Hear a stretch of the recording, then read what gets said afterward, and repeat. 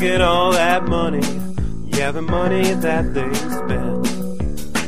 Take another look now and take some time for hemp. I know cut trees for paper, cause it hurts the environment.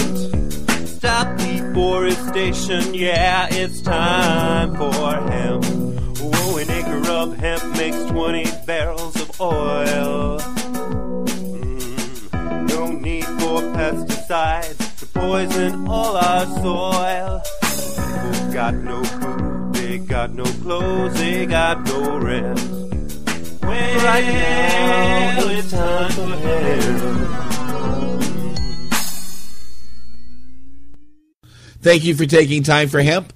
I'm your host, Casper Leitch. You are listening to Time for Hemp on Tumblr, SoundCloud, iTunes, iHeartRadio, and of course at timeforhemp.com. We are the only 24-hour a day, 7-day a week, all cannabis, all the time broadcasting network on iHeartRadio.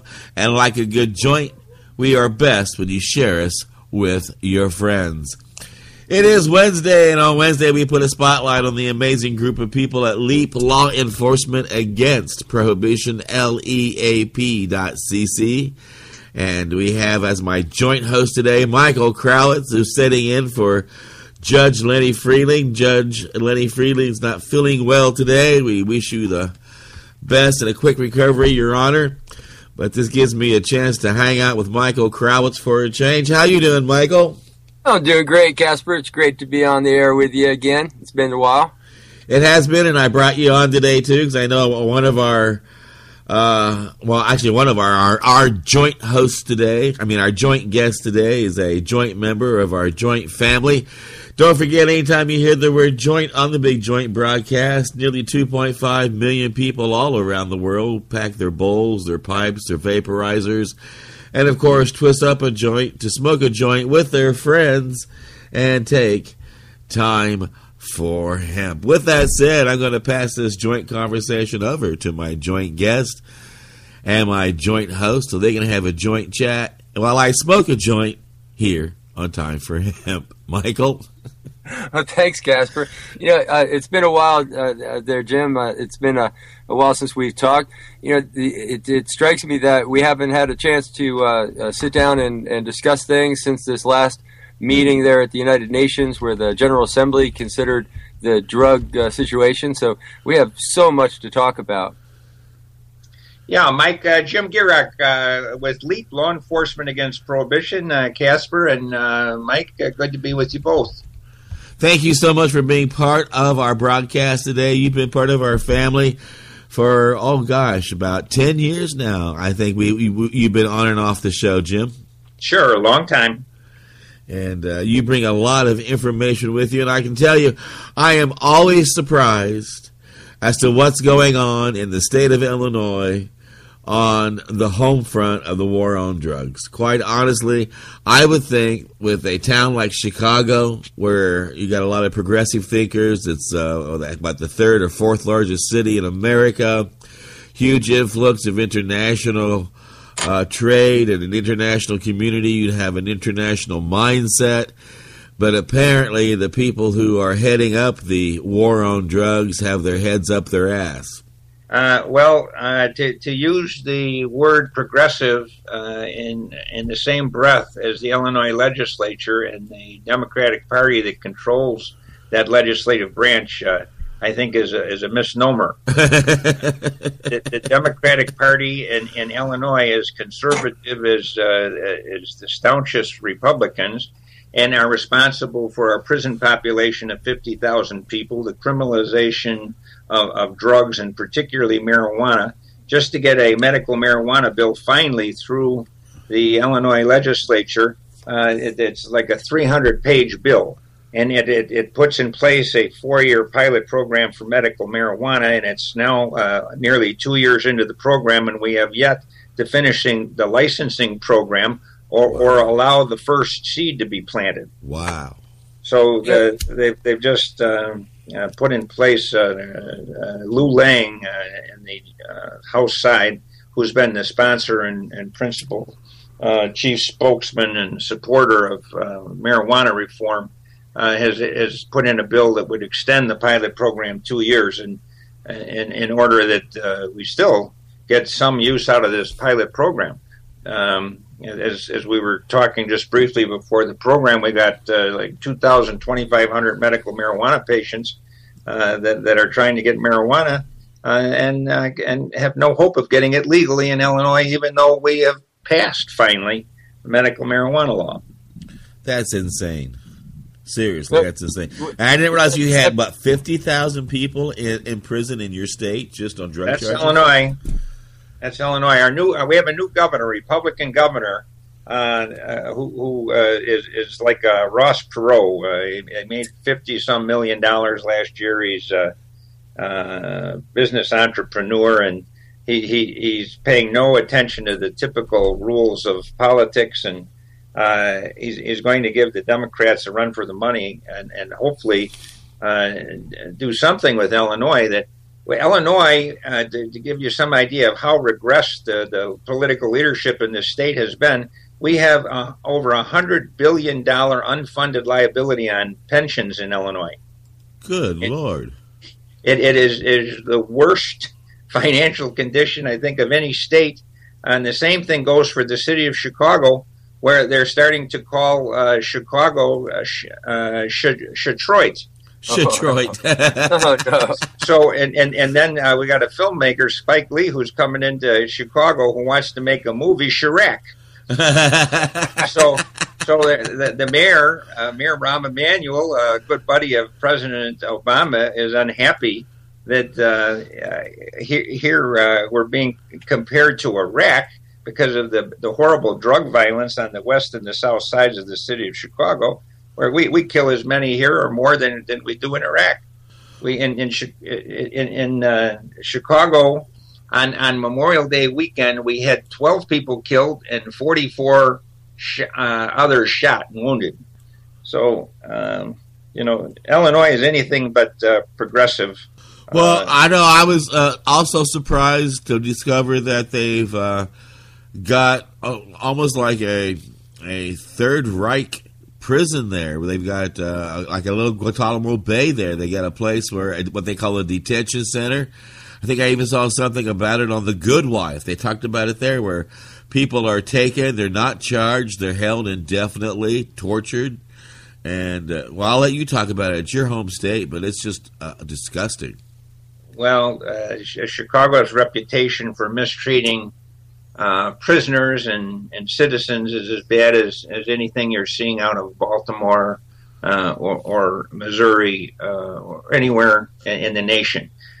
Illinois Chicago has just funded a $5.5 million torture fund because a lieutenant on the Chicago policeman, Burge, is reported to have run a night crew of detectives, one of the area homicide groups, where they would torture people. They would bring them in and hook them up to an electric cattle prodding thing. You turn the handle and then attach it to the guy's genitals, beating people, suffocating, covering them up so they can't breathe with plastic bags over their heads, torture. And authorized, allegedly, by the lieutenant of Chicago Police Department, who was never tried for the torture because the prosecutors we had in charge, like Mayor Daley, for many years when this was going on, never chose to investigate or bring charges. So we ended up finally with Lieutenant Burge being charged for lying in either a court proceeding. I don't recall whether it was a trial or a deposition, but by denying the torture, he was then tried for lying, and ended up convicted and ended up going to prison. And then because we've had so many people convicted under these circumstances of torture, where basically the evidence against them was the torture confession, a number of these convictions have been overturned, and many tens of millions of dollars have been spent from Chicago funds to pay these torture victims. And now, just within the last month and a half, maybe, the city council approved a Burge torture fund, and they expect about 100 people to be eligible to recover. Good Lord, that's pitiful when the city council approves a budget to cover the screw-ups of the police department. $5.5 million. Good. And that's completely aside from these jury verdicts that are being awarded for police misconduct here.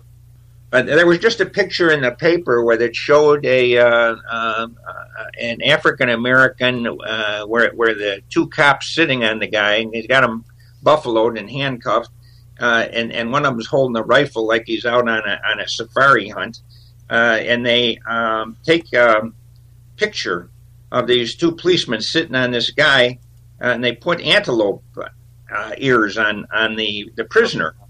And so they go to discipline this police officer, and the five it's in the paper today, 5 of the members on the civilian disciplinary board voted for no punishment. Holy cow. I mean, the United States, because of the problems of drug war policing and the abuse that is inherent in it, the President Obama commissioned the 21st Century Policing Task Force, and a former deputy chief of Chicago, Charles Ramsey, was made the chairman of that body, and they held hearings across the country about what to do with Ferguson and the excess use of police force and the immunity and impunity that is meted out to police officers who are abusing citizens, and unfortunately, and too often killing them. We got. I remember a police chase. Some fat guy is selling heroin on the corner, and he opens up his coat, and inside there are rows of the baggies taped to the inside of his coat, and so the police go after the guy. They chase him down, put him in a stranglehold. The guy dies. The guy is back there every day selling heroin. If you need to bring more guys or something to apprehend somebody without killing them. And it's similar to this selling of cigarettes. Was it New York, where the guy's selling cigarettes one at a time, which is against the law, and some police officer using Gunga Din policing strangles the guy and kills him. Is this something that a huge problem in the country with policing that the president commissioned this task force and asked for findings to try to prevent this summer from turning into an eruption of violence in the cities across America because of the unfair treatment of African Americans, particularly in the war on drugs? Well, I was getting ready to ask, has the police departments across America declared war on the public? I mean, from Boston to Los Angeles to San Francisco to Miami to Chicago. The United States Congress declared there would be a war on drugs. It was authorization for a war on American citizens.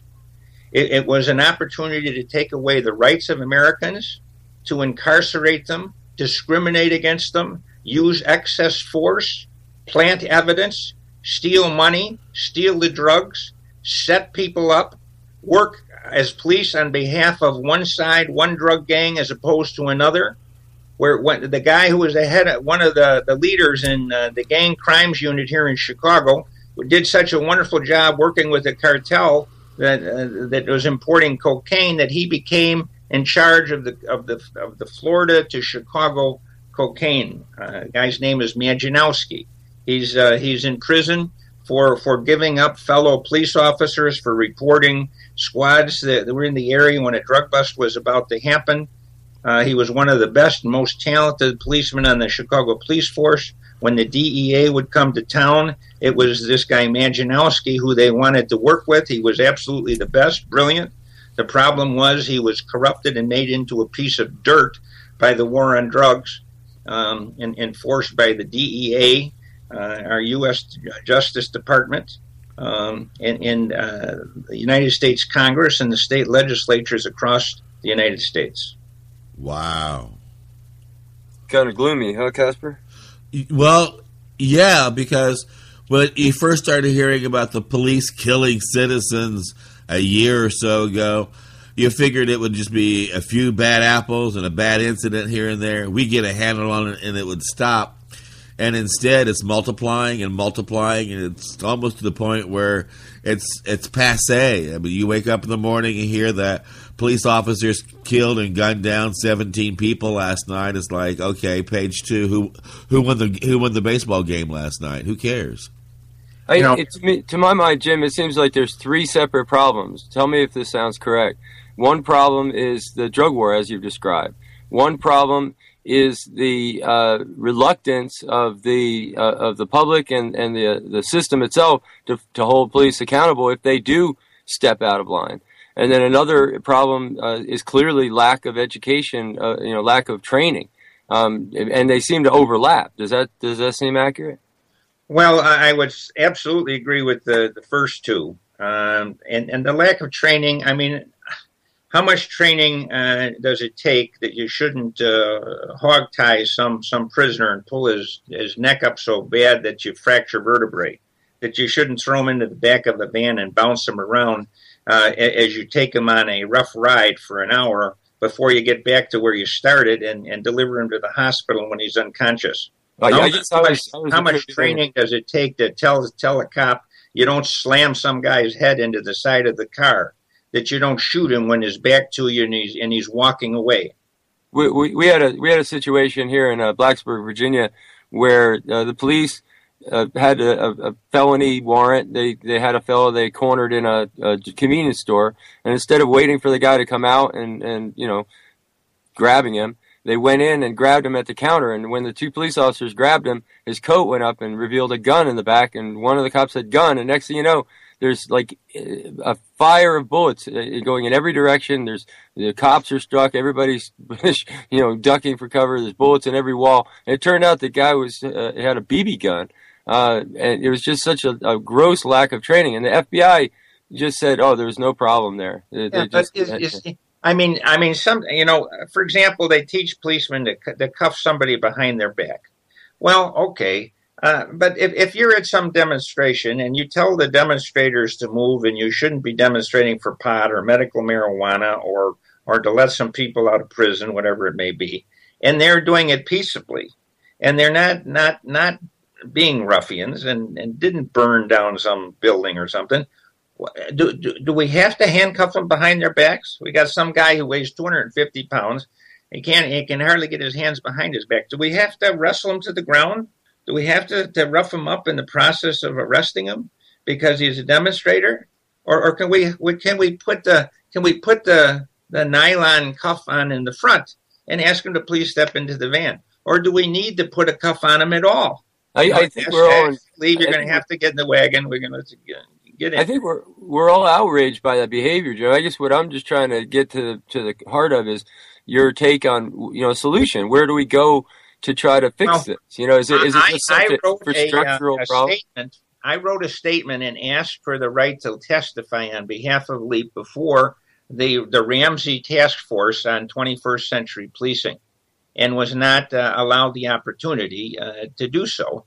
But the gist was that LEAP's single recommendation of all the things, more training, wear body cameras, police accountability, civilian review boards, better use of the grand jury, appropriate charging, lack of discrimination in policing, all of the things that could be said, and many of them which were said by many police agencies, police representatives, university, academic types.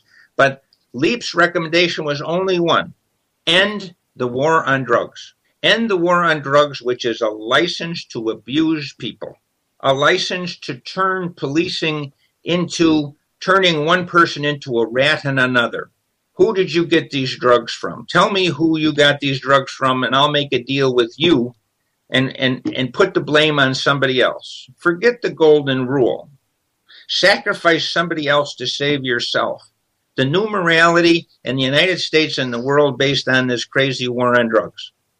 When somebody is under the influence of alcohol or drugs, it's a license to the police to misuse, abuse, and those citizens. It's a license to go through the front door. It's a license to put planes over Chicago and the cities of the United States that are reported in the Chicago Tribune by the AP this morning, where low-flying planes circling American cities are operated by the FBI. And the AP tracked 50 aircraft back to the FBI and identified more than 100 flights in 11 states over a 30-day period. And the Drug Enforcement Agency has its own planes doing the same thing, with the planes capable of technological capability of tracking thousands of cell phones, with flights affecting the civilian privacy rights. And then the same day, drug war wiretaps triple in the past decade, increasing from 3,394 to almost 12,000 DEA wiretaps. With the DEA now going to state prosecutors and officials instead of to federal agencies to get permission for their wiretaps because they're so much easier to get at the state level. We've turned policing in America into policing for profit, where the police are not so much interested in solving crime, preventing crime, protecting people from one another, but instead setting people up involved in consensual behavior between two consenting adults. So that if you're selling drugs, buying drugs, you're committing a crime, which gives the police the right to pick which of the many people who are doing that they're going to arrest, which they're going to take to court, and which they'll let go, which ones get indicted, and of the ones who are convicted, which ones go to jail, setting up this whole criminal justice system of injustice instead of justice. And the heart of it is the war on drugs. So LEAP, in its single request to this task force on policing, said, recommend to the president an end to the war on drugs. Recommend the legalizing, controlling, and regulating of controlled substances. So, in fact, they become controlled. And the answer was, by the commission, that the issue of drug policy is beyond the scope of the charge to the commission. The commission was supposed to improve policing, not change drug policy. But the problem is that the policing rules are following this horrendous war on drugs and its abdication of all values, judgment, sensibility, fairness, due process that are so accustomed to the American way of life. Well, one thing I'm accustomed to here is the American way of life, and that's provided to me by paying my bills, baby. And so we're going to do that, and then we're going to listen to a song about how fantastic marijuana is, and I hope you're listening, Governor of Illinois. It's amazing. And I hope there's a day when I can blow smoke in your face here at Time for Hemp.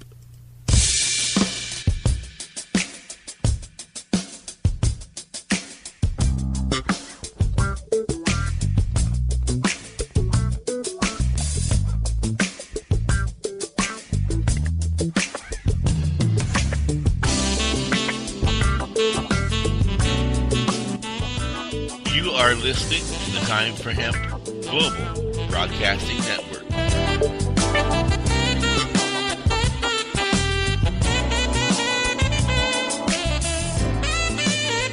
Please share us with your friends.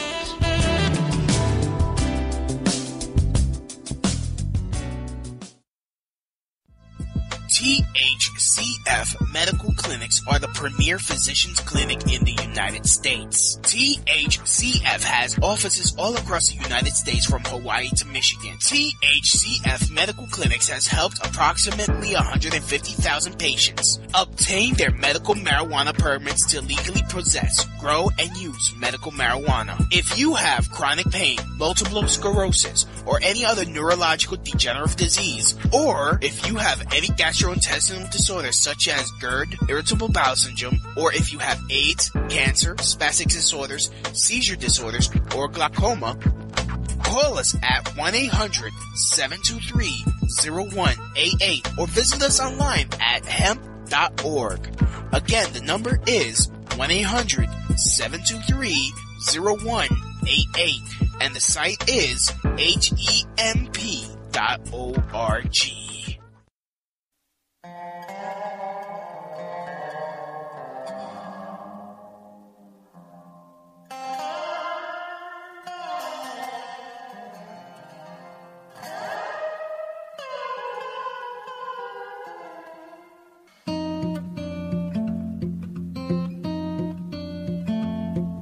She hates her job, loves her kids, bored with her husband, tired of the same old list of things to do. So when the to-dos have all been done, she sits down at the kitchen table, rolls herself a fat one. Smoke so sweet fills the air. She maybe ought to crack a window. All she can do is stare at the paint that's been peeling off of the walls. A couple of tokes of her troubles don't seem all that tall. You know life will let you down.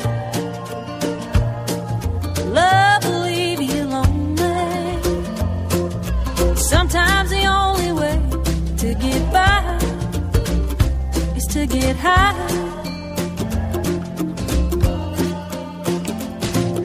She laughs out loud at who she used to be, the girl who looked down on the woman smoking weed in her kitchen.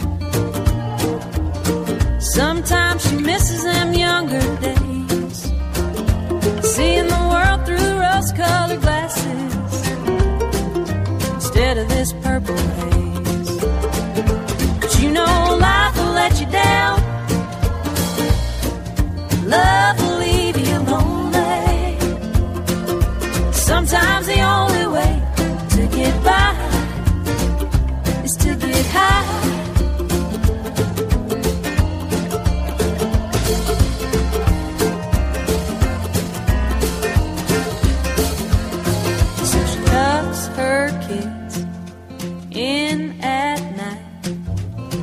Kisses her husband, turns off the light, talks to God, says, Lord, help me accept what I can't change.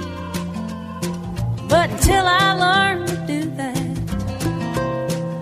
thanks for the Mary Jane. 'Cause you know life will let you down. Love's gonna leave you lonely. Sometimes the only way to get by is to get high. Yeah, sometimes the only way to get by is to get high.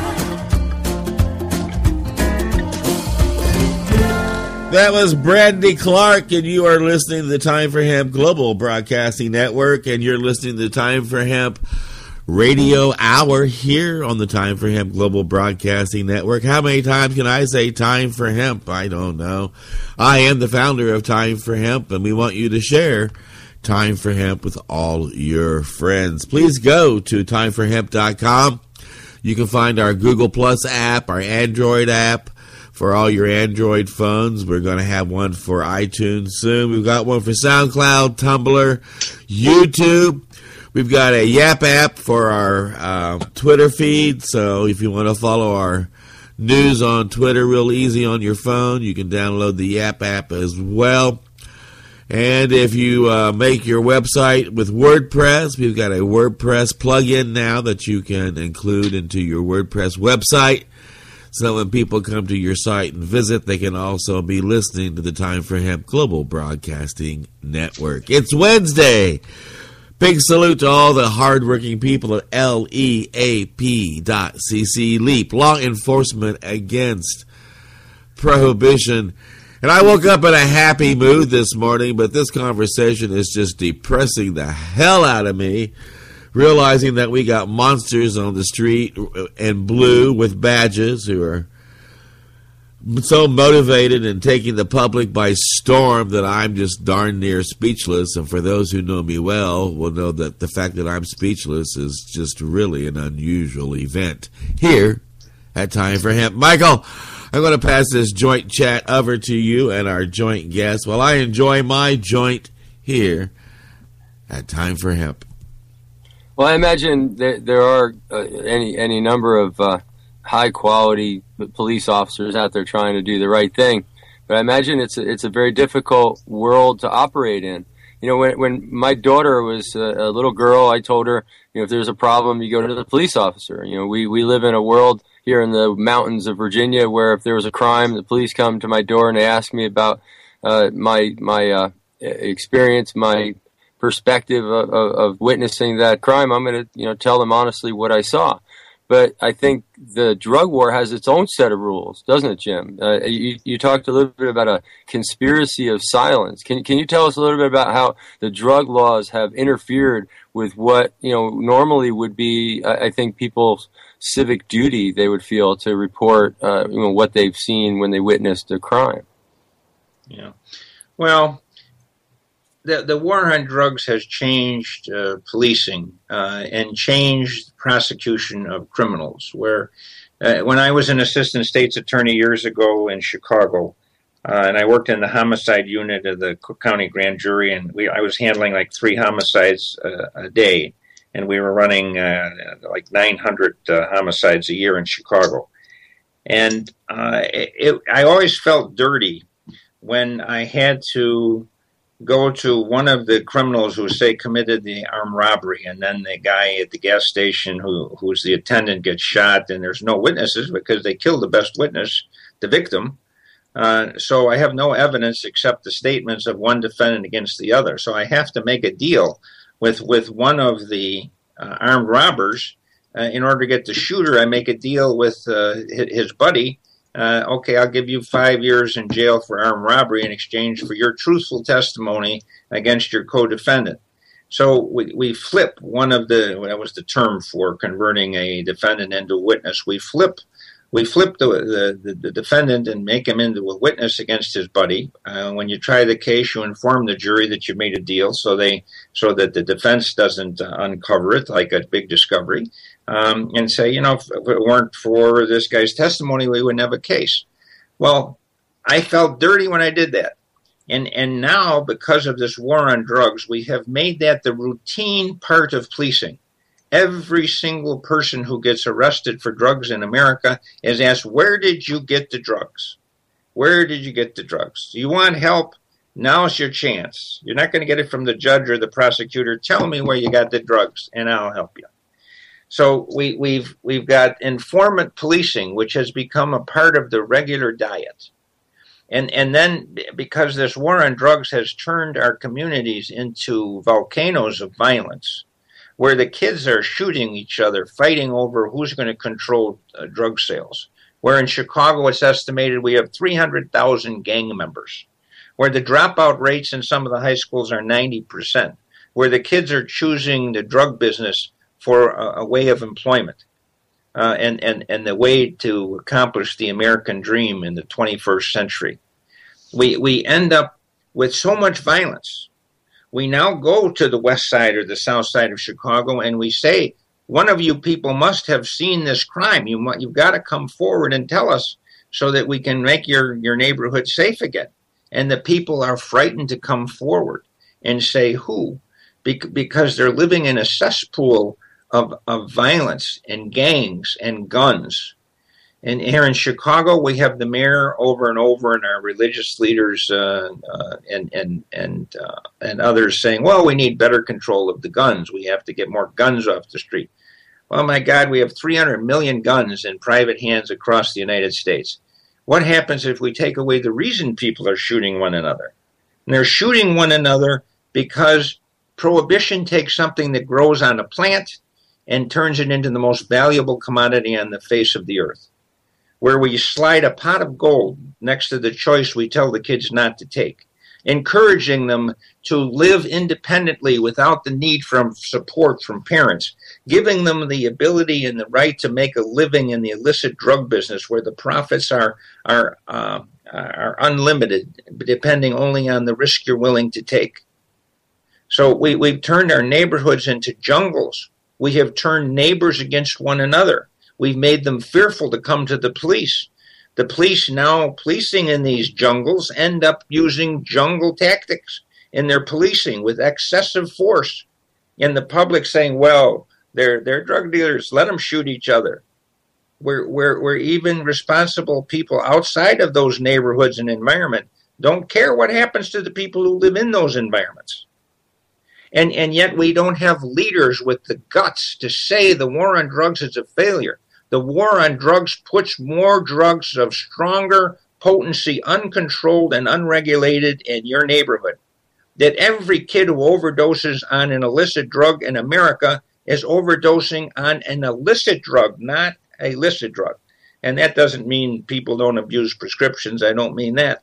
But I'm talking about the illicit drugs are killers because kids don't know and can't find out what it is that they're consuming. And then drug gangs and drug cartels cut the drugs with things that the drugs shouldn't be cut with, making them more poisonous or more dangerous than they would other be. So the policing problems, the violence, the unwillingness of witnesses to come forward, the inability to live and get a kid to school, parents afraid to let their kids go out. It's not safe to drive on an expressway here in Chicago. I just mentioned during the break, we've got people being shot on the Dan Ryan, on the Eisenhower Expressway, the Stevenson Expressway, because the violence bleeds over into society outside the cesspools of the west and the south sides. Did I answer your question? I think you did, Jim. I think you did. I'm sitting here trying to figure out, you're really trying to separate out, there's certain things I think that, you and I aren't going to touch, no matter, what we do, with regard to drug policy. There are, infrastructural issues. There are, lack of training issues. There are, some corruption issues. There are some just, plain old, bad actors that need to be overcome. But if you set all those aside, and if you were able to, kind of with a magic wand, change the drug policy and create a drug policy where, we had information. It seems like, as you were talking, information is more prohibited than the drugs. The government is able to keep the information about how to use drugs safely away from the young people better than the drugs themselves. The federal government has successfully stonewalled research efforts by established universities and medical centers across the country to prevent the study of marijuana and its medicinal benefits. Yep. And it has done it with such adherence. And the former head of the DEA, who's now in the business of selling drug-free workplaces, is profiting off of this skullduggery. It's the economic interest of the police in continuing the war on drugs. It's the guy who builds the prison who's in favor of continuing the war on drugs. It's the guy who's getting more money in drug treatment, and which is better than incarceration, who wants to continue the war on drugs. No, we can't let an addict have access to the drug. Oh, my God. Well, if he's a heroin addict, the best medicine is heroin. Let him come to the government, and we'll give him heroin under controlled settings of known quantity, known potency, with a clean needle, with a nurse on hand, with naloxone available. And if he has no money, we're going to give it to him for free. He has to consume it on premise. He can't go have a party with a neighbor and get somebody else addicted. And if the guy wants treatment, we, the government, won't pay for it. But we have to recognize we cannot prevent that person from using the substance if he wants to. We can put him in prison, and there's not a prison in the United States without illicit drugs. So America and the world needs to wake up and recognize that people of their own volition need to choose not to use drugs. And when we prohibit them, we instead insert this economic supply and demand and price rules that are as real as gravity and the rules of nature that just put substances everywhere, and it's just, it creates. I wrote a paper. It's never been published, but I called it the Curse of Solomon. And I said, if you wanted to increase drug availability, wanted to increase police abuse, you wanted to decrease freedom, you wanted to cause more people shot, injured, dying, overdosing, what policy would you put in place? Oh my God, that's a tough assignment. How can I do all those things? You can outlaw drugs, and you can accomplish all those things. It would be a curse of Solomon.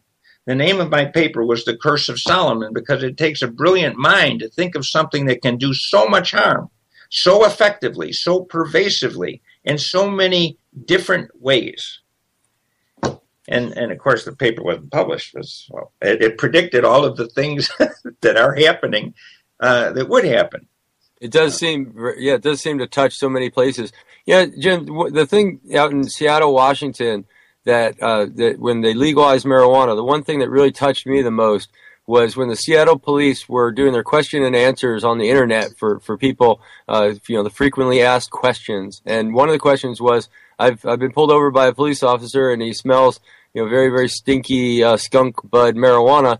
What will happen in that case after this law is passed? And the police said, well, nothing. That smell of marijuana would no longer be probable cause to harass you or search you, because it will be legal to possess marijuana. And I'm thinking, oh my God, so the police, can't just harass you for the smell. They can't just throw you up against a wall to look for marijuana. Can't just, all these things that they routinely do. So, in that world, I mean, how much of the world that you're seeing there in Chicago, how much of the violence, how much of it do you think would be tamped down in a real sense? I mean, given the limitations of what drug policy can and can't do, what do you see the future of your situation there, with reasonable regulation, with monies coming in from tax sales instead of going out to prison, with you're still going to have people going to drug treatment. Those guys are good salesmen. They'll sell it during legalization just as well as they'll sell it in debate. You know what I mean?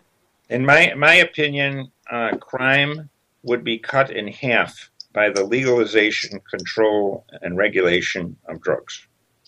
The superintendent of police in Chicago, Gary McCarthy, says that 80% of the homicides in Chicago are caused by gangs fighting over drug turf and associated retaliatory killings. You killed my brother, you killed my friend, you killed my gang member, and then the violence continuing from there. So 80% of the homicides, and I think 50% of the crime, because you have burglary, home invasions, car thefts, theft from within families by an addict in the family. There is no way to stop addict crime and turf war crime except to legalize, control, and regulate drugs.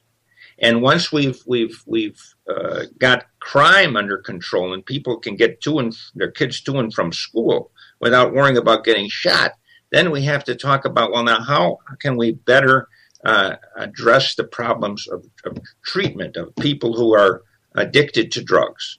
So not because we're going to prohibit them from using them, because it's futile. It's a nugatory act. And instead, we need to if heroin were available, and we said to say, well, son or daughter, don't worry. If you use heroin, eventually you become an addict. The government's got an addict alternative program where you can get the heroin from the government. You can consume it on site. So if you use heroin, don't worry about it. There's a heroin program. And now the kid's thinking, well, geez, a heroin program. I don't want to be an addict. I don't want to be in the heroin program. So now heroin is no longer chic and cool and the Hollywood thing to do. It just changes the complete perception of drug use, so that people themselves choose not to use drugs. It may be a little counterintuitive, but it does kind of line up. I remember years ago the Partnership for a Drug-Free America, a TV ad with a young lady smashing up a kitchen saying this was your brain on heroin. And that young lady and her look spurred a whole revolution in fashion and wound up being a kind of a cause celebrity for using the drug instead of going away from it. Yeah, and it's you use the word counterintuitive. It is exactly the problem in improving drug policy in America and the world. Is, well, people like myself and LEAP judges and prosecutors and heads of police departments and narcotics units who are saying legalize drugs aren't saying that because they want people to use drugs. They're saying it because the most effective way to make the drug problem worse is to put prohibition in place. The cartels are in favor of prohibition. Al Capone was in favor of prohibition. The street gangs are in favor of prohibition. So we shouldn't, we the good people, shouldn't be doing the same things that the bad guys want. When we put an anti-drug ad on TV, don't use drugs. This is your brain on scrambled eggs or whatever the thing was. It's an advertisement for drugs. Whether you say use drugs or you say don't use drugs, it's a drug advertisement. When we seized a ton of drugs and the law enforcement guy is saying, look what I saved our kids from these ton of drugs. The cartel wants us to destroy it because now the only place people can go to buy the drugs is through the government-protected monopoly and the bad guys. Drug policy is counterintuitive. What sounds like it makes sense is drugogenic, criminogenic, and corruptogenic. And what seems like it's liberal beyond belief and all discipline is certainly often better, i.e. the legalization control of marijuana. Well, with that said, we're going to take a commercial break and pay our bills, and we'll be right back in 1 minute, 28 seconds here at Time for Hemp.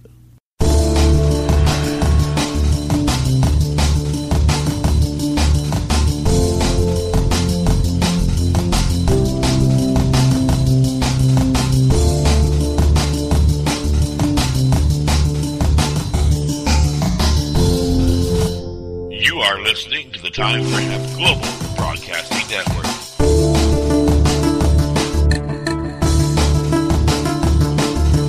The only broadcasting network dedicated to ending the global war on drugs on iHeartRadio.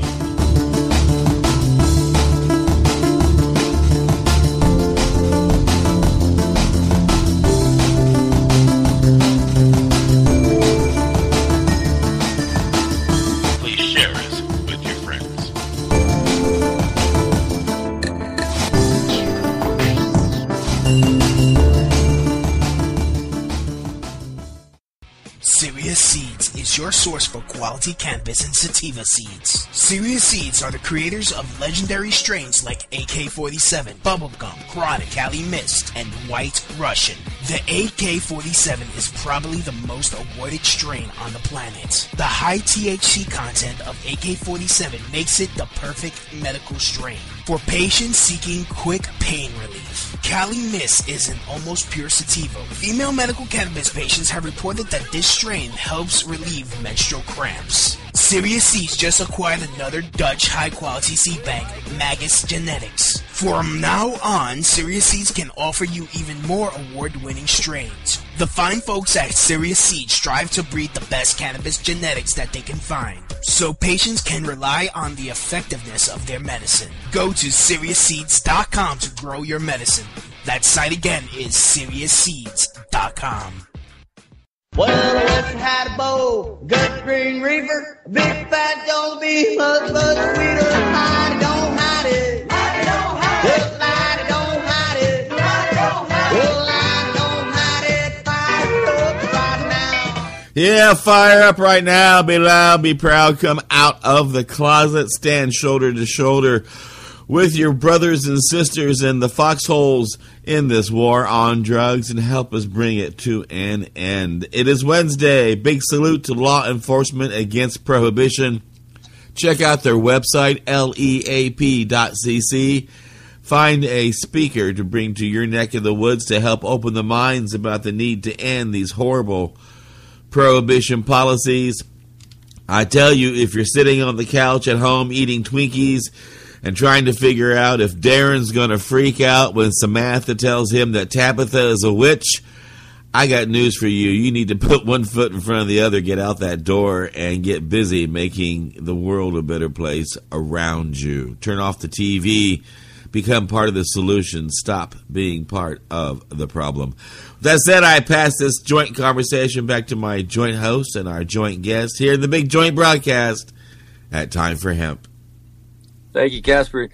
Jim, we were talking on a break just for a second about this General Assembly meeting that they had on the 7th of May. The second time now the General Assembly has brought the drugs policy of the UN back to New York to discuss what they're going to do at the big drug summit in 2016. And I think all the way up till the day before the drug summit in 2016, they're still going to be arguing about what they're going to do during the drug summit in 2016. But I think it's fascinating that Uruguay, as I was telling you during the break, came out and said, hey, if you're complaining about us talking about flexibility of the treaty covering legalization, then you should certainly be bothered by these death penalty and execution.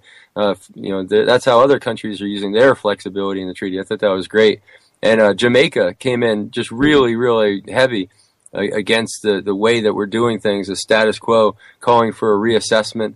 And I just wonder, what your take is on the the lay of the land at this point as we're coming into 2016. Well, it has been my hope for the last year that some country would file a proposed amendment to the 3 United Nations drug prohibition treaties that require the criminalization of recreational drug use. Because it is these 3 United Nations treaties which are the fountainhead for drug prohibition for the world. The 1961 Single Convention on Narcotic Drugs required that all bad drugs be criminalized and that the nations of the world who are party to the treaty must go home and provide for the deprivation of liberty and incarceration of people who use drugs for other than medical or scientific purpose. And then that 1961 treaty has a schedule attached, and in Schedule 1, the baddest of bad drugs are heroin. In the same Schedule 1, marijuana, drugs which have no medicinal value. So, as you can tell from just that part of the treaties are nonsense. And for them to declare that there's no medical value to marijuana makes just a charade out of these treaties and the rules. So now, because the people in some states recognize how ridiculous the laws are, the people through referendums are saying, we're going to legalize marijuana. We don't care what our politicians say. And in some states, medical marijuana is recognized at how many states are we at now? 21? Half by legislative action and half by voter approval. But yet, when the First Nation of the world says we're going to deviate from these UN treaties and we're going to legalize outright marijuana, the international organizations, the International Narcotic Control Board, the World Drug Policeman, sends emissaries out, and the United Nations Office of Drugs and Crime sends out people to Jamaica and to Uruguay and say, you can't do that. And they've sent people to the United States, to President Obama, say, you can't let your 4 states run away talking about legalizing drugs. You have a commitment to outlaw these drugs. And then we have people like the Assistant Secretary of State, William Brownfield, who I met a year ago in Vienna at the Commission on Narcotic Drugs of the United Nations. And he says, it'll take 150 years before we get United States Senate majority of 2/3 to approve any amendments of treaties. So forget change. Instead, what we need to do is to view the treaties as flexible doctrines, flexible terms that don't outlaw things like the medical use of marijuana. Then we end up with, and so that's known as the Brownfield Doctrine. But then we have the new president of the International Narcotic Control Board, who this March, at the beginning of the Commission on Narcotic Drugs, Dr. Nadeau. He's a handsome fella and a physician from South Africa. And in his position, he said, in the foreword to the 2014 annual report of the International Narcotic Control Board that was released at the same time, and I quote, "One of the most fundamental principles underpinning the international drug control framework, enshrined in both the 1961 Convention and in the Convention on Psychotropic Substances of 1971, is the limitation of use of narcotic drugs and psychotropic substances to medical and scientific purpose. This legal obligation is absolute and leaves no room for interpretation," unquote. I.e., the leader of the International Narcotic Control Board impeaching the very effort of Brownfield to say that the treaties are flexible. The inability of nations and leaders to recognize that the treaties are the origin and heart of what's wrong with drug policy worldwide, and so many of the crises and problems worldwide, is looking to an easy solution instead of facing the fact. Let's have the shootout between prohibition and legalization. That is the issue that the world needs to address. It needs to ask the question, which is worse, drugs or the war on drugs? That is the debate that should be happening in April 19th to the 21st in New York City, 2016 at UNGAS. But instead we hear no word about it in the paper. We don't hear our politicians talking about it. We have no nation in the world that has filed a proposed amendment to to these UN drug treaties, however simple. An amendment that says remove marijuana from Schedule 1. Or an amendment that says decriminalize drug use. Or an amendment that says treatment, not incarceration. Or an amendment that outlaws the death penalty for people consuming substances. There's so many things that could be put in the form of amendments so that we would end up with concrete discussion at UNGAS in 2016 and end this god-awful, there's another expression, but we'll say god-awful, war on drugs. And you know, I keep thinking, am I going to be there in April? If we go there and there's been no amendment filed, my fear is that they're going to say, well, we'll appoint a panel of experts of what we should do with drug policy. Well, we already know what we need to do with drug policy. We need actual amendments so that there's debate and discussion with amendments coming out of 2006 instead of just more hot air discussion like we hear in Vienna year after year. Yeah, I agree with that, Jim. I think if we could get something on the table that was concrete in 2016, otherwise, you're right. They'll just put a panel together and say, come back in 2019. But yeah, I want to say that the sides as they're kind of drawn right now with Russia and China, France, a place like Singapore, joined together against most of the European Union. Most of European Union, most of the Americas. I'd go for the latter, the part that I'm in naturally. But maybe that's a bias. And I mean, be my reality check here. Where is the USA really here? The USA is certainly taken off the table at the moment because of legalization in Colorado and Washington State. That's altered their position dramatically at the UN. But is that a permanent change? I mean, is this just me, looking at this too closely? I mean, you got to realize, Jim, the president is just a year off from me in age. And had we hung out in high school, he would have been a bigger pothead than me. Mike, that I drafted the first comprehensive proposed amendment to UN drug treaties a year ago. Yep. And the things that are in that draft of proposed amendment are the things that need to be done. The changing of the prohibition system to a regulatory system, an end of the incarceration and punishment model instead to a health model, to the resuscitation of human rights and human dignity and human freedoms and liberty.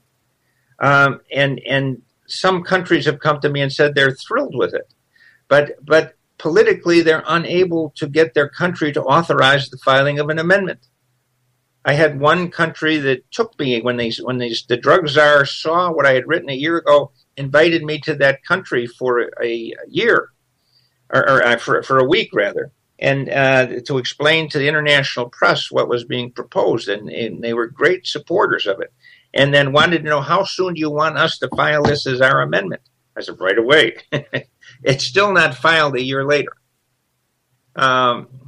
So the United States, China, Russia, countries that don't normally agree on things, plus Sweden, Singapore, and other countries that normally don't agree on anything, they agree on bad drug policy. Why is that? Why? When we can't agree on things to help people, we can agree on things to hurt people.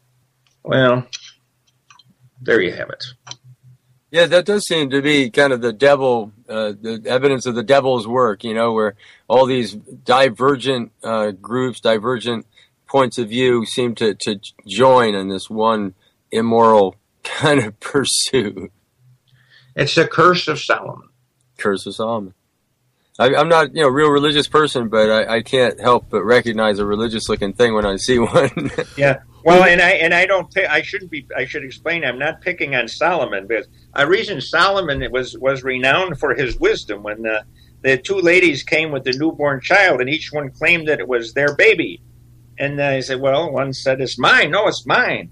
And he said, "Well, I can't figure out which it is. So tear the baby in half and give each one half." And of course, the mother said, "Oh my God, no! She can have the baby." And so the wisdom of Solomon solved that predicament. And the wisdom of Solomon, somebody with a warped sense of solemn wisdom has created this war on drugs, inflicting and infecting the world. Well, what has me so surprised is the complacent attitude of the general public. I mean, good golly, Miss Molly. There's about 3 million or billion people living in this country, and maybe 1 million police officers, maybe 2. Couldn't we all pull it together and get down around the stations and have vigils and make certain that our Congress and senators take care of policing their own officers and their own community? I mean, good golly, people are more interested in watching the sports game and the most recent concert venue than they are about what could actually happen to a member of their family or themselves if a bullet came flying out of the chamber. The problem is that 90% of the world is sober, with the exception of alcohol. If you leave out alcohol, 90% of the world is sober with regard to illicit drugs. They don't use them. It's not their problem. They don't want them. They don't want the drugs near their kids. They don't want them in their neighborhood. They don't want drug rehabilitation clinics in there. They don't want to think about, see about, hear anything about drugs. And they're able to live without being concerned with it because it's not their neighborhood that's got the shooting and the violence and the gangs and the frisking and the stop and frisk and the police dogs and so forth. And the attitude often is, well, let them kill each other. The more they shoot each other, the better. And so we end up with tolerance for things that are intolerable. We end up with people being shot in drug turf wars, and the enemy becomes the gun, and instead of talking about the policy. The thing instead of the policy, the gun rather than the policy, the drug rather than the policy. It is drug policy that's killing us. It is drug policy that's stripping the worldwide and American view of freedom and liberty and tolerance.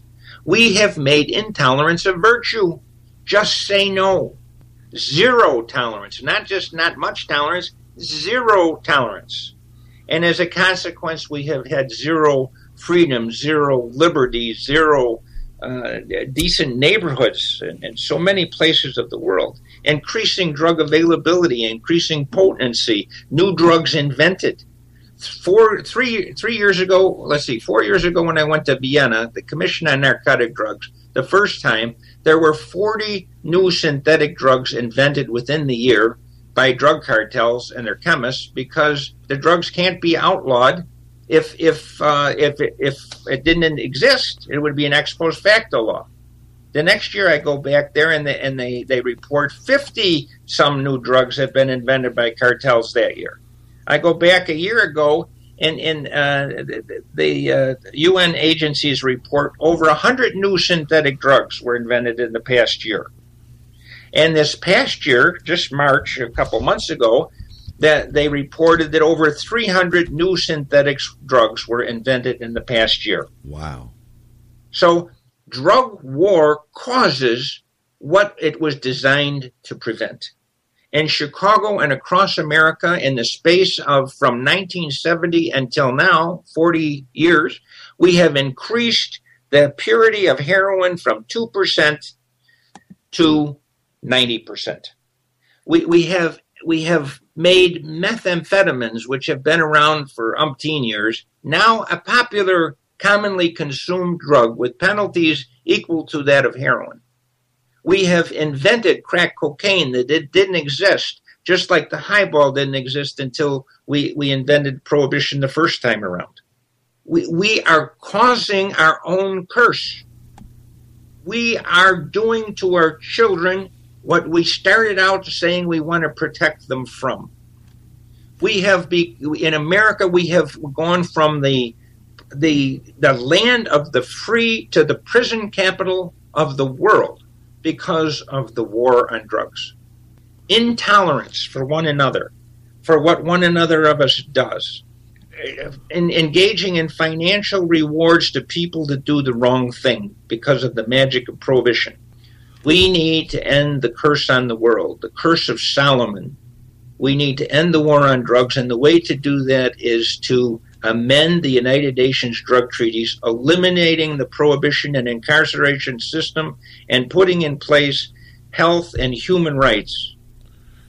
What do you think is going to take to turn it around? I mean, it seems like from looking at the history of the American community, there does seem to come a point where the general public does finally say, all right, enough of slavery, enough of women not being able to vote, enough of civil rights problems, enough of the war on Vietnam, enough.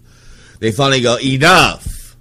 When do you think we're going to finally say enough killings from the police, enough murders of the police, enough with the war on drugs, enough with ruining our children's lives by incarcerating them in this horrible war? Well, I think that change is unquestionably and inevitably coming, and I think relatively quickly. I don't look to our leaders for that change, frankly, our political leaders especially, nor our press leaders, but I look to the common sense of man. To give you an example here, just before the show, I thought, well, I'll look to see what the candidates for president are saying. Here, Rand Paul, he's soft on marijuana. He's not for pushing marijuana use, but jail for small-time pot shouldn't be. He slams Jeb Bush over voting against medical marijuana. Use is not a good idea, but he's not pushing marijuana use. So Rand Paul. Now that's a progressive view compared to what we have had, even though it's not even calling for the legalization of marijuana. Chris Christie says, I will crack down and not permit legalized marijuana as president. We have Governor Scott, who wants to be president, who walked away from a question when asked whether he's in favor of medical marijuana. And he says it's a big jump from beer to marijuana. He's opposed he's opposed to even medical marijuana and says, well, maybe oil, marijuana-derived oil. Bernie Sanders, he supports legalization of small-time marijuana. Well, okay, that's closer to sanity. Hillary Clinton, and she says we need more study. about marijuana. So I don't look to politicians. They wait until the sentiment of the public has warmed to the idea, and then they run to the front of the parade. But the people have the right to use their head. The people have the right to demand an end to the drug war. The people should be clamoring for an end. This is the second time that we've had, or third time possibly, that we've had the United Nations meeting to talk about changing world drug policy. It should be all over everyone's lips, all over the newspaper and the news, and I can't get anybody to cover a story about it. UNGAS 2016, a second chance for the world. There, Casper, the website for the United Nations Drug Summit is ungas2016.org, UNGASS2016.org. And if you click on that, it'll bring you to the UNODC, UN Office on Drugs and Crime website, where you can then click on the link for non-governmental organizations.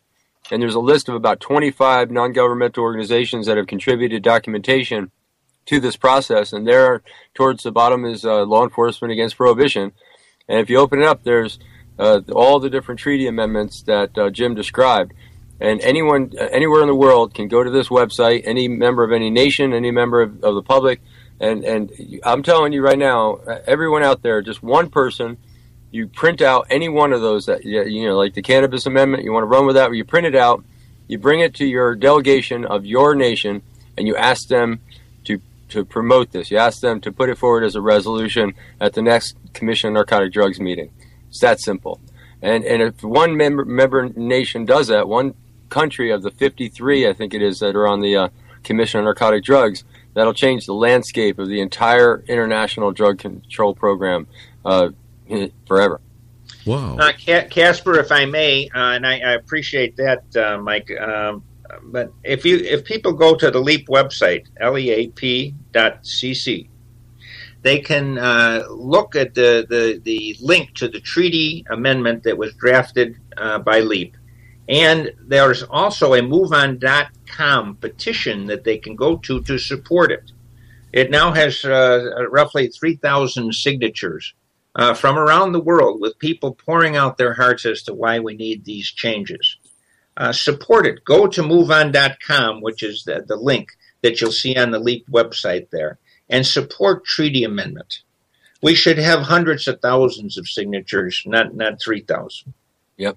Yes, it's the kind of thing that it's sort of an undiscovered country, isn't it? But I think you finally got it into the loop, and I think that's something to be commended. It took a lot of determination to just get recognized. And I was just reviewing those 25 NGOs that are listed there on the UN site and looking at their contributions, and most of them that were against reform, or typically on the opposite side of the coin from where we find ourselves. They're very shallow. There's just one page document. Their statement of position or whatever, and then you click on something like the LEAP contribution. It's pretty substantial, and a lot of different documents embedded in the link.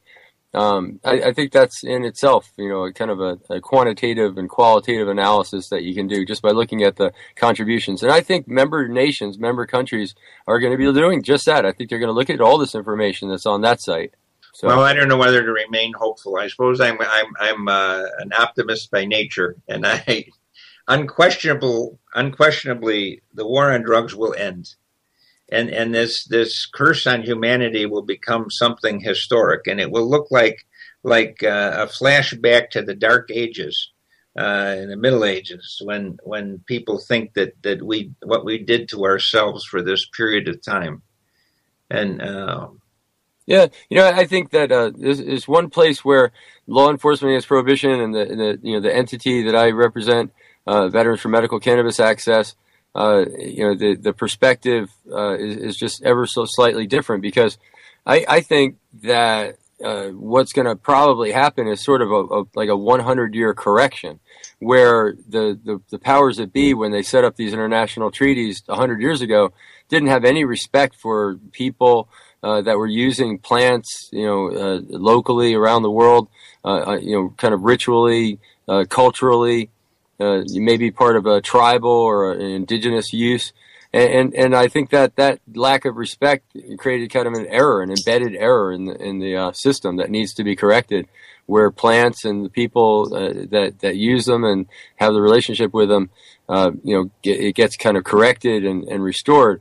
If you remember that I was witness, just luckily and really blessed to be witness to President Evo Morales of Bolivia when he made his protest at the UN and held up illegal coca leaves and spoke about how they weren't a drug. And his country supported going after cocaine, but that coca leaves were not cocaine, and they could chew them, they can make them into candy, they can make them into wine. He put a whole bunch of products across the podium there at the UN and said, look at all these things. And I'm thinking, gosh, you can make the same argument from cannabis, and there may be some kind of drug you can derive from cannabis that would be equivalent to cocaine. And that's not what we're talking about. We're talking about the plant. So law enforcement against prohibition, I think, is looking at all drugs. And I think that's kind of where the line is there, that sure. The plant-based medicines and natural things almost occur. I guess Holland did it the closest to reality with the soft drugs, hard drugs. But even that was kind of a crude distinction. See, I've kind of come to the conclusion prohibition is just kind of an affliction, like a disease that comes along and inflicts society periodically. In the 1500s in the Ottoman Empire, they decided to outlaw tobacco, and they imposed the death penalty for smoking tobacco. And time goes on, and then we give our servicemen samples when they're fighting World War II, World War I.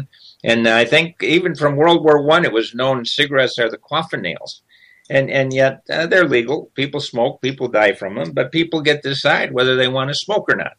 And then times change, and we decide, alcohol is bad. And we moral folks, mothers who see the father spending his paycheck on beer or booze, we have to put a stop to that. So we are going to protect our families, protect our children, and we're going to outlaw alcohol. And we go through a period of 13 years when alcohol is the demon, temperance is in place, the politicians realizing it's coming, buy all the available liquor so they don't run out during the drought. And we have prohibition for 13 years.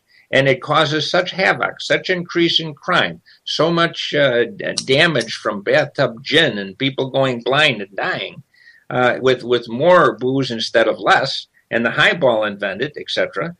And then we get past it, and society then steps in a pothole again, so to speak, and we end up with a war on drugs, and we're afflicted. So I think this prohibition will end.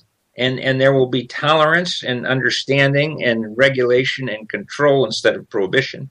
But somewhere down the line, society will have prohibition creep back into its life and make again a curse of the world until the people themselves wake up and say, I remember this prohibition. I remember alcohol prohibition. I remember drug prohibition. And we're not doing it again. Yeah, I couldn't help but hear the similarity to the great quotes that were really, I think, just before the end of alcohol prohibition about, what was it, a hummingbird dragging the monument to the moon or something? Oral Shepard, a senator, said there's as much chance of us revoking the Prohibition Amendment as there is a hummingbird flying to the moon with the Washington Monument tied to its tail. Yeah. And then we ended prohibition. Within a year, prohibition was over. Yeah, I got to meet up with Undersecretary Brownfield over there in Vienna this time at the ambassador's house and shake his hand and say hello. And I extended thanks through his staff for his position, telling him that the marijuana movement loved him. The flexibility doctrine was all creating flexibility for us, and we got to love them for that. And if the flexibility doctrine failed, well, then it creates the perfect environment to finally have the standoff that we should have had long ago to correct the situation at the UN finally and have a drug policy that reflects, the will of the people around the world on these issues. And I just told him, please extend my thanks to Secretary Brownfield. And I'm sure, getting thanks from the marijuana movement was probably the most uncomfortable thing he could do. But, I think you're having an impact. I remember it was Sandeep Chawla. You remember Sandeep Chawla from the UN Drugs Office? I don't. He was really. I wish you had gotten to meet him. He was for me. It was a highlight of the trips was to get to hear him speak and to learn from him, because I really considered him to be a valuable resource.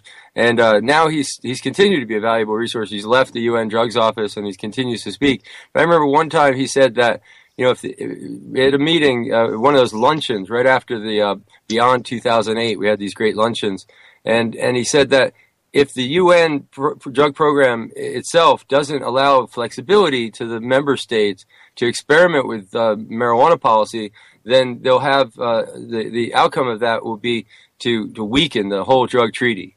And I think ironically, and again counterintuitively, those who are trying to protect the drug treaty and treat it like it's porcelain, that it's very, very strong but can't be scratched in any way to maintain its integrity, I think those people are looking at it completely wrong. And in fact, they need to make it flexible like rubber, otherwise it will just shatter.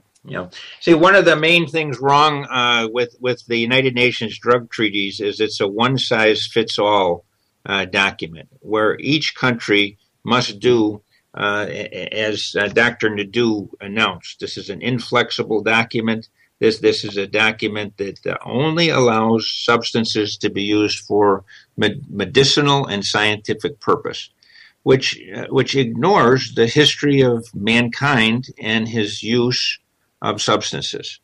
So now, if I can change things here a little bit, we've been talking about all these depressing things for quite a while, and maybe we should end on a happier note.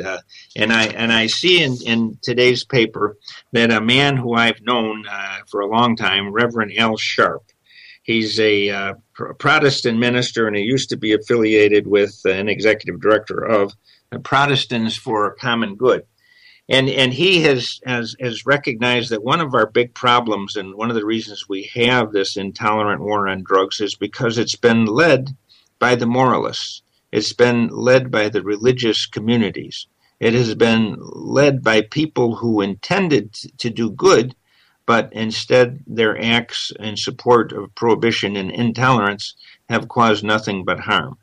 But in the paper today, it says on a moral cause for marijuana legalization.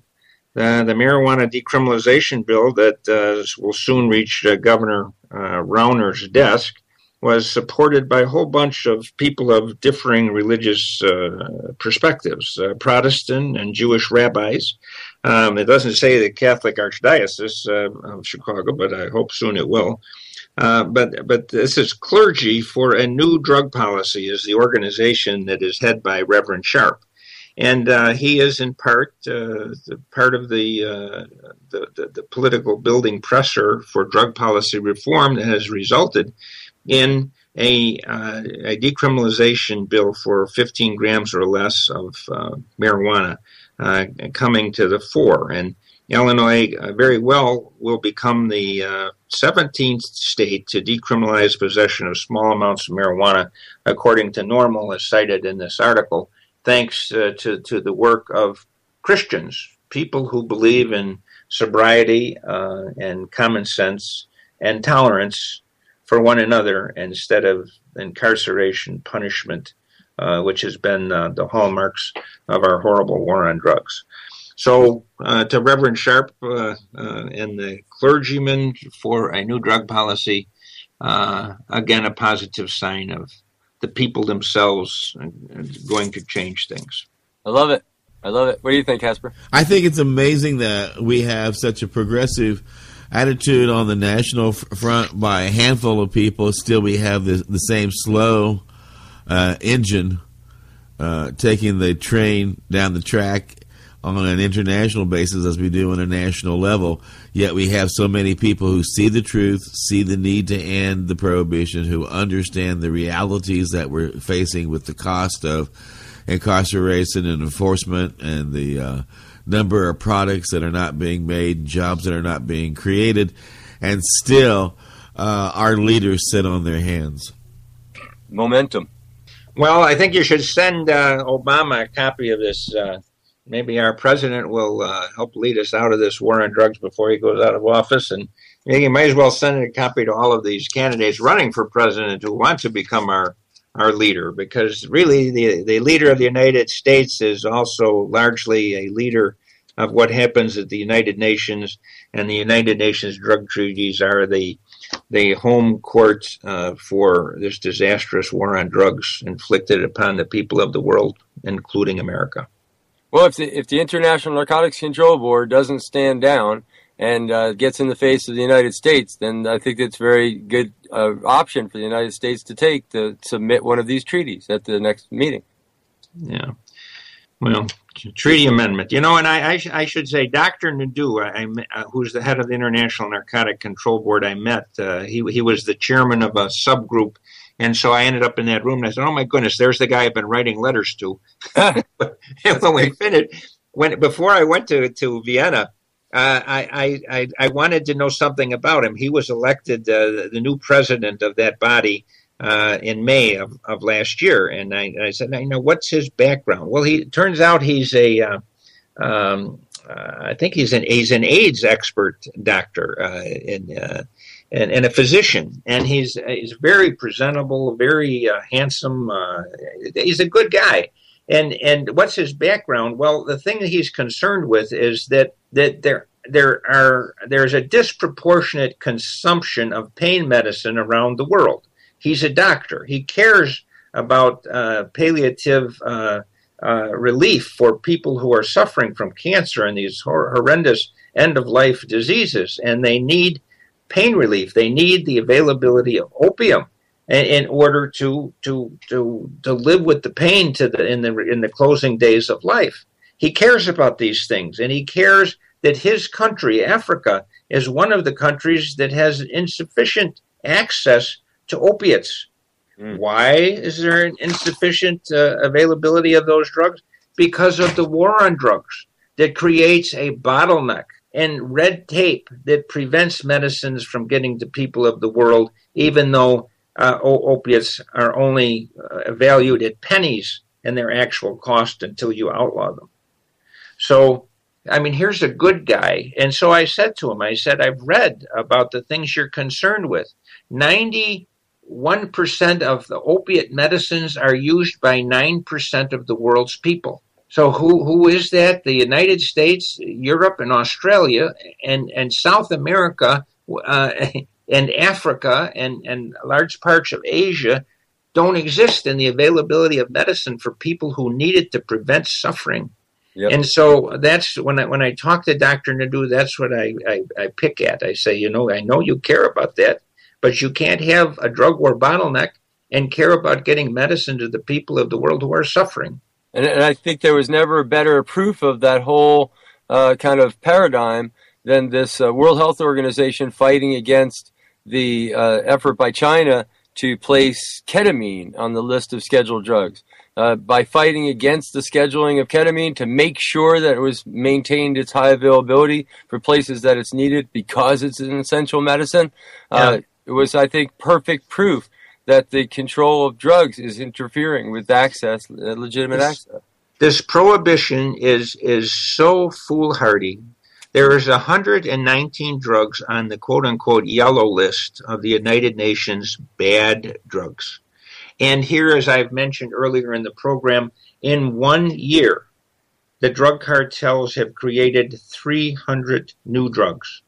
The new drugs are being created at a faster rate than the mechanism of the United Nations agencies and nations of the world are able to add them to the prohibition lists. Does not that fact wake up some leader of some country and cause them to want to file an amendment to the prohibitionist treaties of the United Nations? I think once they realize that the treaties themselves are at fault, I think it's kind of a realization I've seen at the very local level. Right here in Roanoke, Virginia, there were neighborhoods that I had to go through painfully the process of realizing that their calling the police to get rid of the problem was actually increasing the problem, because I couldn't tell them that. They wouldn't listen to me. It was my interference would be considered just as bad as any other interference, as I would try to explain that to them. I had to watch as they, for 10 years went through that process. And then 5 or 6 years later after that, we see the first emergence of Mexico and Guatemala and Chile and all these so-called transit countries, realizing that all the crime and stuff is not the drugs, as it's always been attributed, but to the drug policy. And I think it's this kind of slow emergence of consciousness that the drugs are not at fault. And another example of the transition of thinking, here at about probably 5-7 years ago, I was in the legislature of Indiana, a neighboring state to Illinois, and they had me there to talk about marijuana and the need for marijuana. And while I'm there, they had other things going on in this is the plenary body of the legislature. And they've got the state police all over the place, and they have these signs and graphs and so forth about the problems with meth and the increasing availability of meth. And Indiana at the time had already put in place a prohibition on the sale of Sudafed, and we were going to keep track. Well, they didn't prohibit it, but they had the pharmacists that were required to keep track of the names and address and phone of the person who's buying Sudafed, as a way to prevent the precursor substances that are used to make meth. And of course, what foolhardiness is it? And the state troopers are there showing these graphs, showing how the stuff is exponentially increasing. And so now what they wanted to do was to pass another law, and we'll make not only we'll have a central registry, so that if a person goes to the pharmacy, not only does that pharmacy know what the person has produced, but we're going to interconnect all the pharmacies to make sure the same person isn't going from place to place to place to buy Sudafed. How foolish! That Indiana, previous to that, had said, well, we've got 40 some meth labs that were discovered in the last year, so we're going to increase the penalties for meth to make them the same as they are for heroin, equally horrible drug. And so they do. They passed this increased penalties, and what happened? Drug use for meth labs soared, so that they're now like 2,300 meth labs a year being seized, compared to the 40 or something they were concerned about when they started. So now I say things have gotten better. Well, they haven't gotten better because they changed the law about meth, but in Indiana has been very intolerant about clean needles to prevent the spread of AIDS. Well, they've had such a horrendous epidemic in one county, and I forget the name of the county, of new AIDS cases. The governor of Indiana, Republican, Governor Pence has said, we're going to make an exception in this county. We're going to allow them to distribute clean needles in order to fight AIDS, which is epidemic in this particular county. So what is really, I think, to a larger degree than anyone recognizes, the reason the drug policy is moving is not because of the new organizations and the new efforts and the new voices. They help to some extent.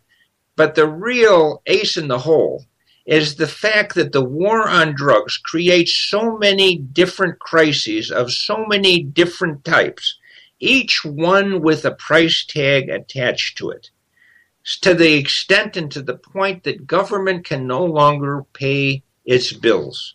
We can't pay the prison bills. We can't pay the AIDS bill. We can't pay the health care bill. We got a health care crisis with Obamacare. So coming in because $1 in every $6 is being spent for health care. So it is the problems, the destruction of neighborhoods, the killing of kids, the overdosing of people who don't know what they're consuming, because when you prohibit something, you give up the right to require a label to tell them what the heck is in it.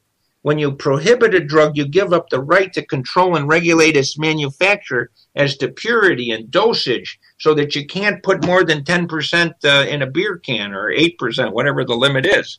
So it's the price tags that come with the crises that prohibition causes that is the big impetus for change.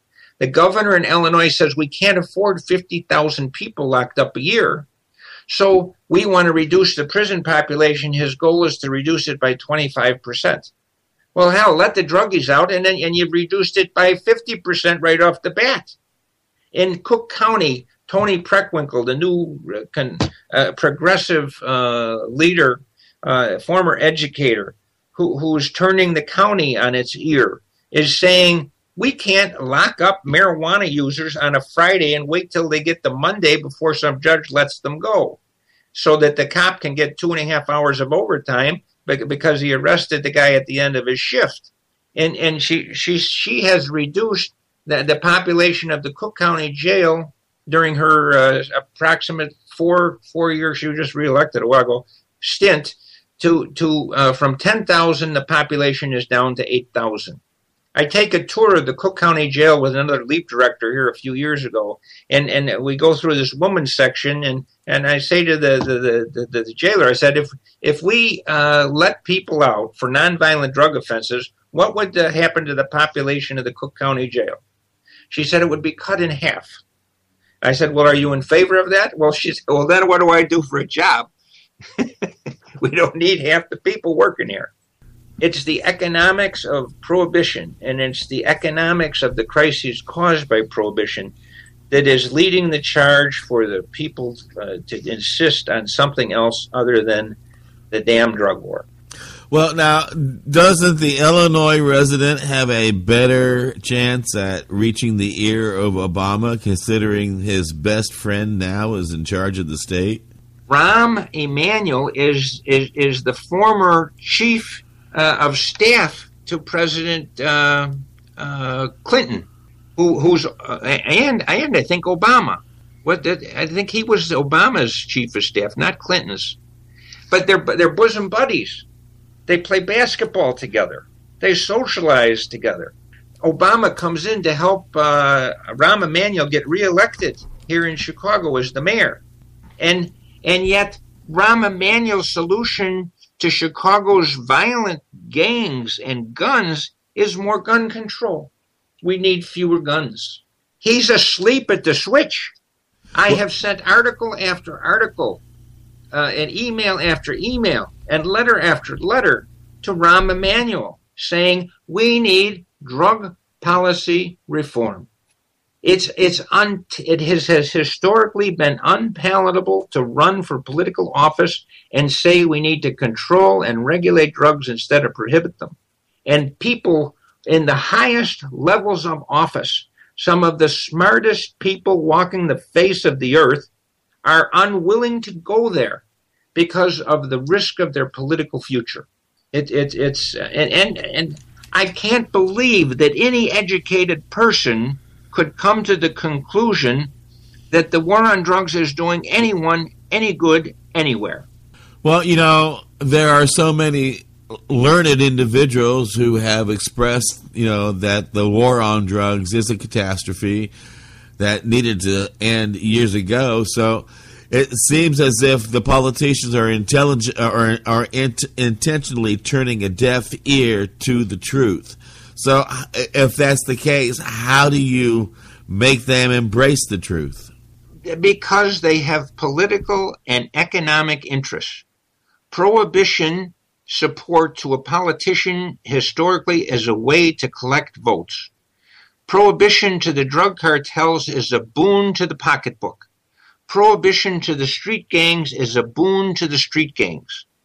But because it's been going on so long now, since 1961, when the UN treaty was passed, 1971, when Nixon declared a war on drugs, and years later, where people can see from the death and the destruction and the overdose and the AIDS and the prison bill, they can see that it's making it worse instead of better. So it's the economics which is forcing politicians to start saying things like, well, yes, I think marijuana should be legalized. It's such baby stuff, I have to laugh at it. But that's as far as we've gotten so far.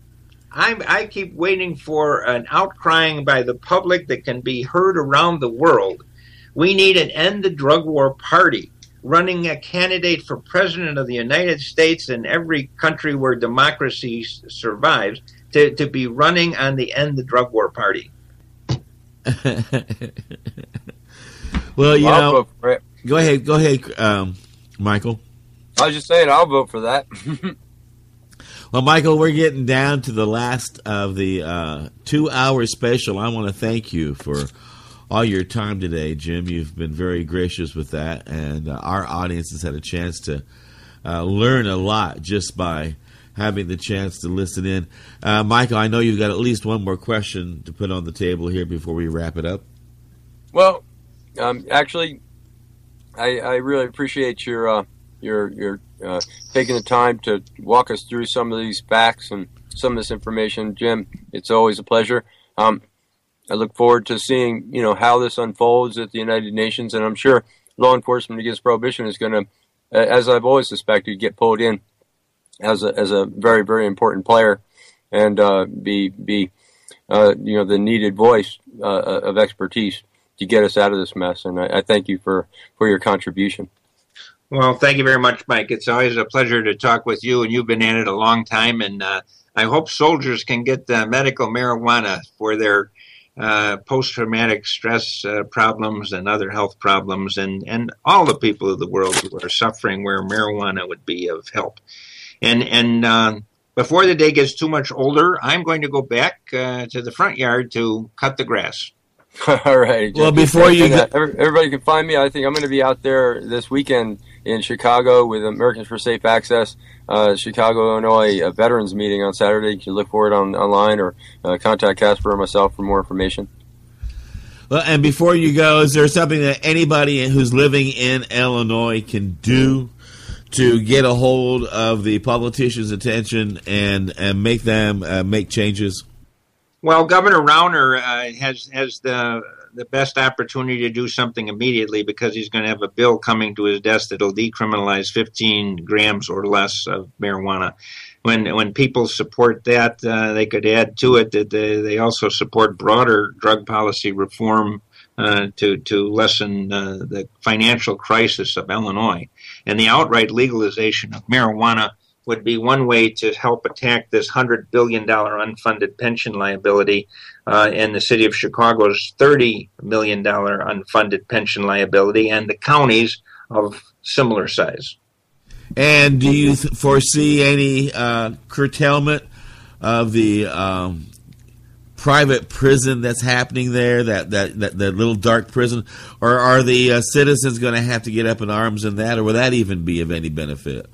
Well, this story about a Chicago police station, quote unquote, a place where prisoners have been taken, that was not a private prison. It was just a police facility that some abuse allegedly had taken place at.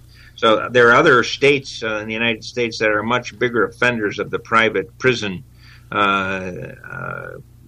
conundrum, where government is saying, well, we agree to keep your prison population at 95% occupancy, and we'll provide you with the people to fill it. I mean, so people can get rich. It's incarceration slavery, where people are getting rich, and government's got a policy where they supply the bodies to fill the occupancy rate. So private prisons should be against the law. So private prisons are growing at an exponential rate in Illinois as well? Well, I don't think Illinois has been a big reliant upon private prisons. I stand to be corrected. I haven't really researched that, but other states in the nation I know are humongous participants. Wackenhut used to be the name of one of the major prison populations, and I was having a bad day once, and I said, the country's not paying any attention and building prisons and locking more people up. I might as well buy stock in this country, in the company, and earn money over the idiocy of the policy. And I owned it for about 2 weeks, and I felt like I owned an interest in slavery. And I said, I'm not interested in earning money over somebody else's suffering and incarceration and stolen labor for pennies. And then I sold it and regret I ever owned it for a day. So I guess have I indicted myself? I think I did. I said I admitted to something that's we should all be ashamed of, and that is to make profit off of other people's misery. Well, our government seems to have a tendency to do just that. All right. Well, any parting words, any particular organization you want to put a spotlight on, or URL that you want to put a spotlight on before we say la vive? Well, leap.cc. Lots of good stuff. And Michael? Yes, as I said before, I'll say it again, ungas2016.org, and look for the non-governmental organizations, and there's Law Enforcement Against Prohibition right there at the UN website. So I think that's worth noting. And, of course, you can find me, Mike Krawitz, Veterans for Medical Cannabis Access, USA.vmca on Facebook. This has been a special presentation of Time for Hemp. We were lucky enough to have a very informative and caring guest, and we would encourage you to check out his bio. If you're close to somewhere where you can bring him to speak to the community around you about the need to end prohibition, I know Jim would enjoy doing just that. We are 24 hours a day, 7 days a week, the only all-cannabis, all-the-time broadcasting network on iHeartRadio. And like a good joint, we are best when we are shared with friends. Thank you, and remember, the next time you hear me, you'll know that it's time for hemp. Look at all that money, yeah, the money that they spend. Take another look and spend some time for hemp. Don't cut trees for paper, 'cause it hurts the environment. Stop deforestation, yes, it's time for hemp. Whoa, an acre of hemp makes 20 bales of oil. No need for pesticides to poison all our soil. People got no food, they got no clothes, they got no rent. Well, time for hemp! Yeah!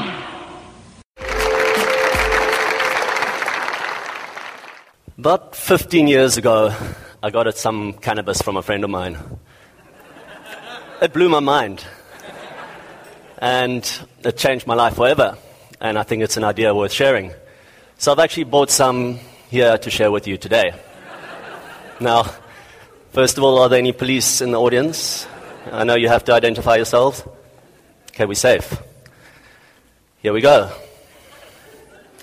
This is cannabis canvas. Now, if you think those words sound the same, it's because they are. The word canvas comes directly from the word cannabis. And all the canvas used to be made out of hemp. Our Afrikaans word for shirt, hemp. The Dutch used to wear hemp. It's got a long history. It goes right back to about 8,000 years BC, so that's 10,000 years. It's only been banned for the last 100 years, so that's less than 1% of our known use of this plant. So 15 years ago, being entrepreneurial students, we felt how tough and strong it was, and we started making bags out of it. We started a company called Hemporium, and back then it was the wear what you smoke market. There was no natural and organic market. The only people who had a positive viewpoint towards this plant were the stoners. So luckily we live in a country where that is a fairly big market. As we grew to know the plant more, though, we found out that the smoking side is actually, if anything, a drawback on what the plant can offer, because it stops people from seeing the other estimated 25,000 end uses for the plants. We learned about hemp as a fuel, hemp as bioplastics, medicine, obviously paper, textiles, even livestock bedding and food for humans. So this was quite interesting. We're like, wow, okay, this is way bigger than we thought. We started growing that market, and then luckily, at the right time, we also learned about what was happening overseas. So all these products are coming out of countries that have recognized the mistake made in the early 1900s when hemp was associated with its notorious cousin, marijuana. Now, that should never have happened. There are different plants. They're all cannabis, but you cannot get high from hemp, and you cannot get good fiber from marijuana. Hemp is not psychoactive. The varieties you grow do not make you high. They're grown for fiber. They look different in the field. It's a 4-meter high, thin plant compared to a shorter, bushy plant for marijuana. And we learned that Australia, UK, France, Germany, Italy, Spain, Canada, they're all growing hemp now. And they're making products like the top left there is a door panel made for Mercedes-Benz using fiberglass instead of fiberglass. Protein-rich pastas. There's the animal bedding. There's omega fatty acid-rich oils. All your omega-3, 6, and 9 coming from hemp instead of coming from the sea, from fish. Obviously cosmetics, and then the latest is the building industry. Pretty soon, we had our own shops. We had a full range of clothing, body care products, accessories, and we were really using the clothing to spread a message, because there's nothing faster, no faster way to change someone's mindset towards this plant than touching and feeling. The minute you can see that, look, it's got value, like it changes that paradigm. Someone's thought hemp is a drug, cannabis is a drug, there's no other use for it, it's the devil's weed. The minute you can touch and feel it, you can actually change that perception. Why we did it? This is our aim. I want to be that man. I want to be standing in that hemp field. This is in England, by the way, with their crappy climate on Mud Island. Can you imagine what hemp would do here in South Africa? And we have been doing trials here for since 1998, so 13 years. It grows up to 3 to 4 meters in 4 months. That is an incredible rate of growth. It's one of the most efficient users of sunlight, photosynthesis rate faster than any other plant. It provides way more fiber per hectare than cotton. This just gives you if we had a need for fiber, the whole picture is our need for fiber. That is how much land we'd need for cotton. That is how much land we'd need for hemp. It makes 250% more fiber compared to cotton. So basically, we would be able to free up all the rest of the land for food. Instead of getting our oils from the sea, from fish, omega fatty acids can come from hemp seed. Instead of cutting down our forests for paper, we can grow hemp. That is just on the bottom right there. That's a trial crop in Stellenbosch. As you can see, the birds love it. They know. We were not happy with the rate of change. Fiber, we've got cotton in this country, we've got sisal, we've got flax. It wasn't really picking up, and we saw what happened when we went into meetings with the government and we pulled out this, a hemp brick. And we showed them this, hemp chipboard, tree-free chipboard.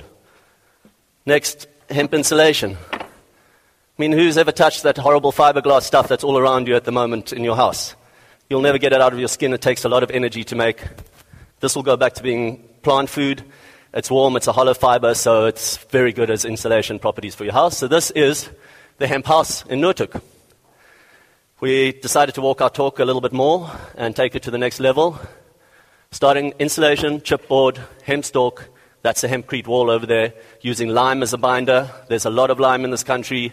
50% of that wall was grown in 3 to 4 months. There's no other resource that can do that for us. We can't wait 20 years for trees to grow. We can't carry on extractive mining of clay and cement, and you're taking things out of the planet. This is about renewable resources. We did it also in a modular way.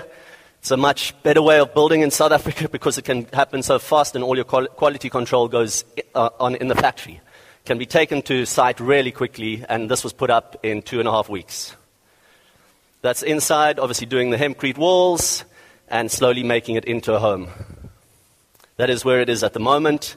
Now we have the hemp carpets in there, the hemp curtains, the hemp lampshades are going in, the hemp bedspreads in, and I had my hemp seed nut smoothie this morning. Here we are showing hemp in its green glory, trying to get us into a renewable way of building instead of an extractive way of building. The media is loving it. They are supporting us, so we hope this message is going to really go forward, and that's us opening the gates to the hemp field. Thank you.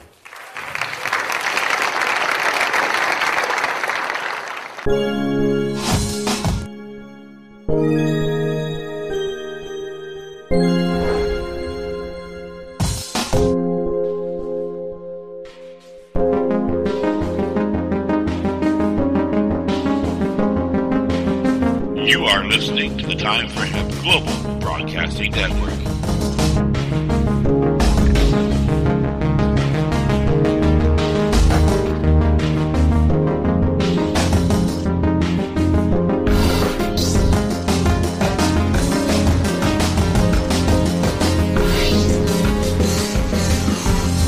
The only broadcasting network dedicated to ending the global war on drugs on iHeartRadio.